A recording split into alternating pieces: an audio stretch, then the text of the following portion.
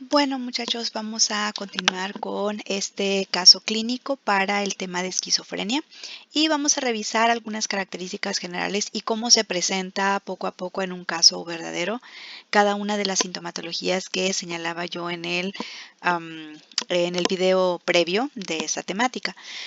Vamos viendo algunas consideraciones básicas de nuestro estudio de caso. Estamos por analizar la situación de una adulta, mujer joven de 39 años, que actualmente vive aún con su madre y lo hace precisamente para mantener cierta supervisión por parte de la misma. La mamá indica dentro del historial clínico que en los últimos años ha visto cómo hay un cambio en el comportamiento de su hija. Obviamente ella ve que ha empeorado, que hay más deterioro. Y aparentemente Luisa tenía pues una actividad bastante estable hace bastante tiempo.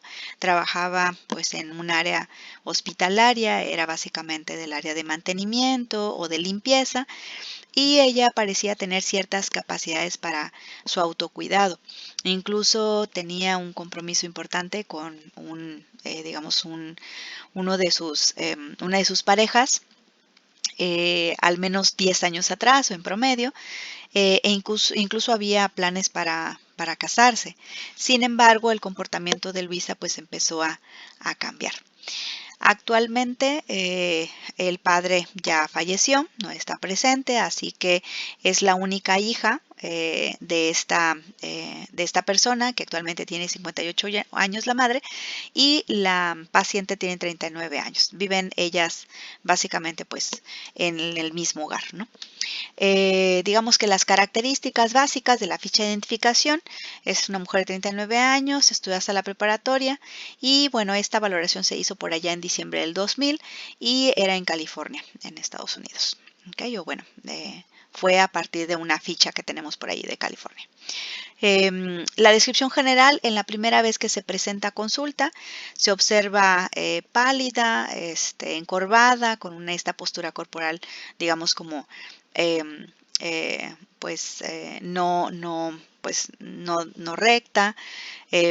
Su facies o la cara o su demostración de actividad facial o de, pues sí, finalmente facial, implica más bien como una facies más bien infantil o pueril, y que bueno, pues viene con unas trenzas en su cabello rubio y que trae con un listón rojo.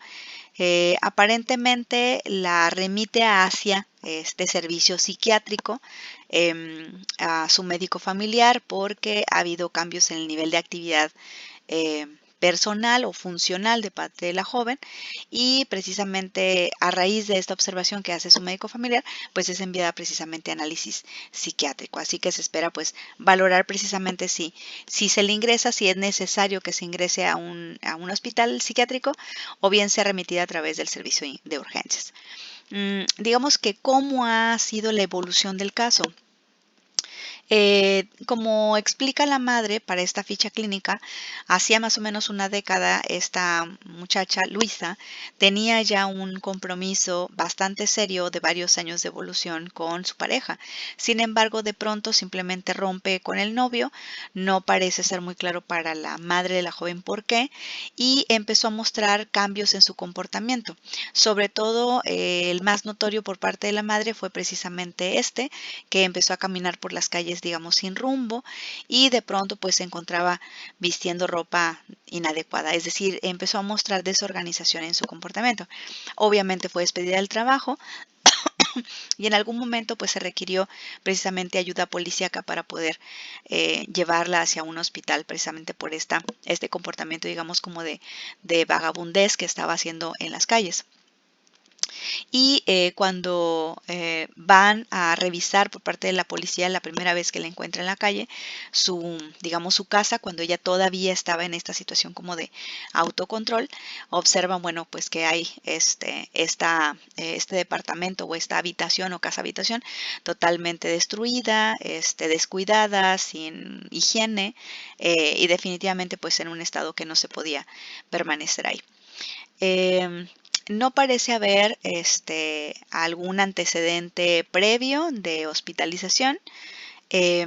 Pero aparentemente este periodo en el que es identificada por la policía y llevada al hospital permanece hasta 3 meses, según lo reporta la madre. Es dada de alta siempre y cuando precisamente se condicione a que vaya a vivir con su mamá. Y también la madre pues señala que se le dio algún tipo de fármaco, pero en realidad parece ser que no siguió las indicaciones farmacológicas esta mujer Luisa.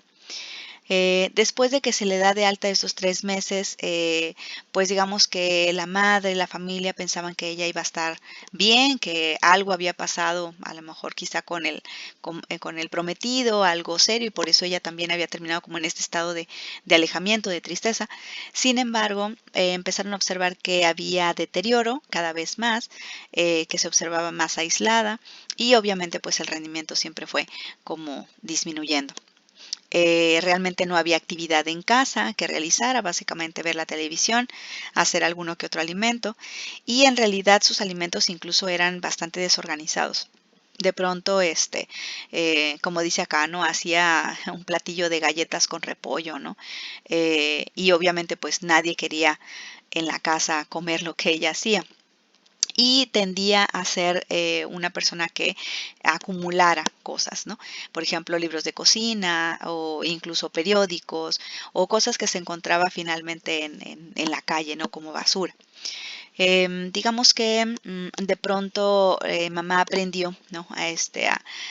Pues identificar cómo vivir con ella en casa y señala la madre en la historia clínica que cuando entraba al cuarto em, parecía que la joven trataba como de hacer ver que estaba ocupada o que estaba haciendo algo dentro de su cuarto. Empezaron a observar también la madre y otros familiares que había un descuido al aliño o a este autocuidado, dejó de bañarse, de querer bañarse, de finalmente atender su higiene y había también problemas de alimentación, no había este deseo de comer, también variaron sus horarios de sueño y finalmente llegó un punto en el que la madre se da cuenta de que esta joven empieza a mojar la cama, es decir, hay una regresión a la falta del dominio de esfínteres y se presenta entonces enuresis. De tal manera que pues poco a poco el colchón, las sábanas y todo el cuarto finalmente pues tenía un olor bastante intenso a orina.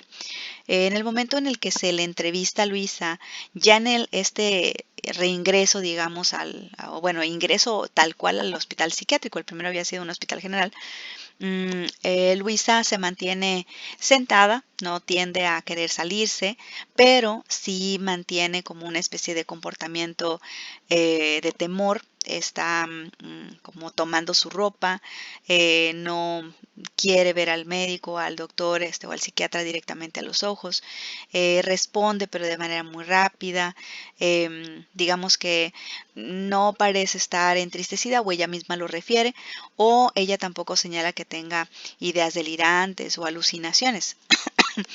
Sin embargo, conforme se avanza en la entrevista, tiene ideas fijas o lo que llamamos ideas idiosincráticas o ideas de referencia. Cuando se le pregunta acerca de por qué hace estas comidas tan extrañas, ella simplemente señala que no está dispuesta a discutir estas noticias o estas malas noticias que vienen desde Rusia, ¿no?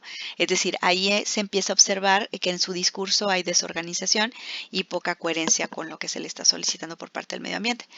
Cuando se trata el tema de su propia actividad, ella misma, digamos, replica al médico lo que tenemos aquí en la pantalla. Dice, cuando eres joven, se da algo más que un simple despegue. Es decir, volvemos a escuchar una idea idiosincrática que solamente parece tener sentido para la propia paciente. Se le pregunta por parte del médico que le entrevista si tiene algún tipo de idea de referencia y ella señala así tal cual lo siguiente: dudo que sea cierto, pero si uno conoce a los escritores implicados, podría constituir un elemento dirigido de forma cómica. Como observan ustedes, a nivel del lenguaje definitivamente hay mucha desorganización del pensamiento que no permite identificar una idea clara, ¿no? aparentemente constantemente señala estoy a salvo, o repite como una especie de frase tipo muletilla constantemente. Si nosotros tomáramos el DSM-4, colegas, que si bien es un texto previo al que actualmente tenemos como el DSM-5, les recuerdo que el DSM-4 es un texto muy didáctico y el DSM-4 proponía hacer un diagnóstico multiaxial, es decir, utilizar 5 ejes para poder valorar a una persona que llegaba a la consulta psiquiátrica. En el primer eje se estilaba colocar el trastorno principal del paciente, en el eje 2 colocar algún tipo de trastorno de personalidad, en el eje 3 señalar si había alguna enfermedad médica de consideración, en el eje 4 indicar si había alguna consideración social o comunitaria que estuviera haciendo más intensa la falla en la salud mental de la persona, y finalmente en el eje 5 se hacía una especie de calificación de qué tan comprometida estaba la salud de la paciente. Así que entre más bajo en la escala, pues más comprometido está digamos, la funcionalidad. Vean que aquí la ficha señala que en el eje 1, es decir, su diagnóstico principal, se llamaría esquizofrenia, sería del tipo desorganizado, al menos según el manual de SM4 en su texto revisado, y se declararía como, digamos, una presentación de síntomas que ha sido continua, que no ha habido interrupciones de periodo normal y luego anormal, ¿no? En el eje 2 y el 3 no hay ninguna situación que referir, es decir, no se habla de ningún trastorno de la personalidad o de alguna condición médica, pero el eje 4 sí mantiene esta condición que se relaciona con las dificultades con su vivienda, que está pues no habitable, las condiciones de su aliño que realmente pues no están presentes, que también ella mantiene una condición de enuresis que complejiza todavía más las cuestiones de higiene, y evidentemente que ella misma tiene este aislamiento que lleva a relaciones interpersonales cada vez más distantes, y que por supuesto pues no existe una autonomía económica, no hay trabajo, no hay actividad económica, es decir, depende básicamente de la madre. Y como ven el eje 5, perdón, que es esta escala de actividad global que solicita el DSM-4, pues se coloca en un puntaje bastante bajo, apenas 30 puntos, lo cual implica que hay pues una dificultad importante con la vida diaria, la vida cotidiana. ¿Okay?